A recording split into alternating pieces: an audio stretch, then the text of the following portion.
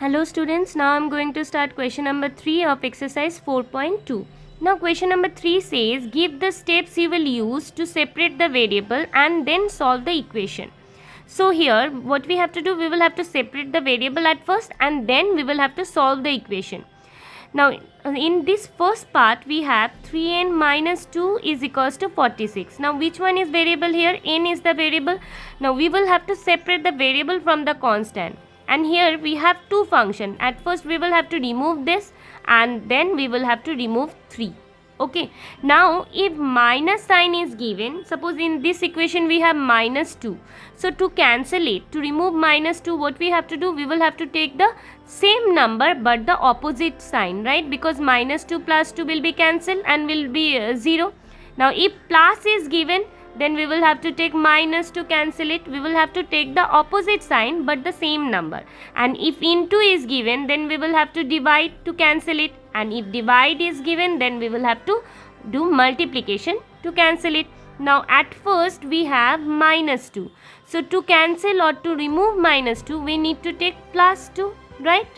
So we will write adding 2 on both the side. As you know that if you add 2 on the left hand side, you will have to add 2 on the right hand side as well. So adding 2 on both the sides. So we'll get 3n minus 2 plus 2 is equals to 46 plus 2.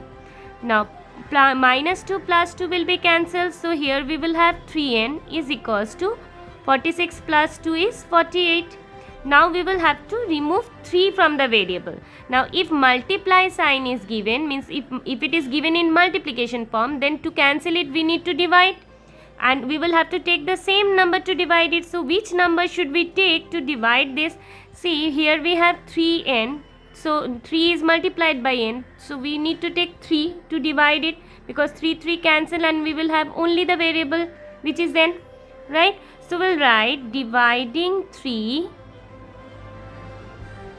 on both the sides. So this is the second step. Okay. So we have 3n divided by 3 is equals to 48 divided by 3. Now 3 and 3 will be cancelled, so we have n. Now 3 ones are 3, 3 16s are 48. So 16 by 1 means 16. So the value of the variable which is n here is 16. Okay. Now in the second part we have 5m plus 7 is equals to 17.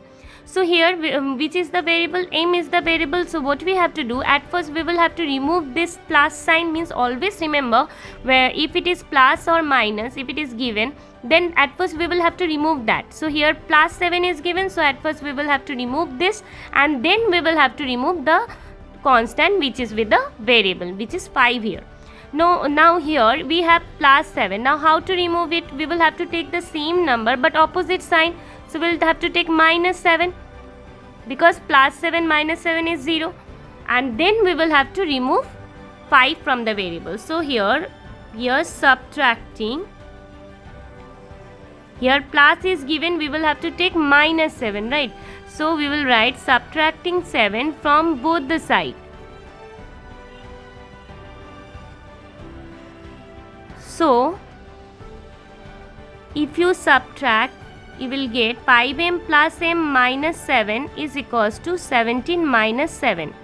So plus 7 and minus 7 will be cancelled. So here we have 5m is equals to 17 minus 7 is 10. Now 5 is multiplied by m. So to remove 5 from the variable, we need to divide, because 5m, how to divide? See, if you take the same number but opposite, here we have multiplication sign, right? So we to cancel it we need to divide. So 5 and 5 will be cancelled and we will have m only. So here we will have to divide. So dividing 5 on both the sides. So we have 5m divided by 5 is equals to 10 by 5. Now 5 and 5 will be cancelled, so we have m only. Now 5 ones are 5, 5 2s are 10. So 2 by 1 means 2. So the value of the variable which is m here is 2. Okay. Now in the C part we have 20p divided by 3 is equals to 40.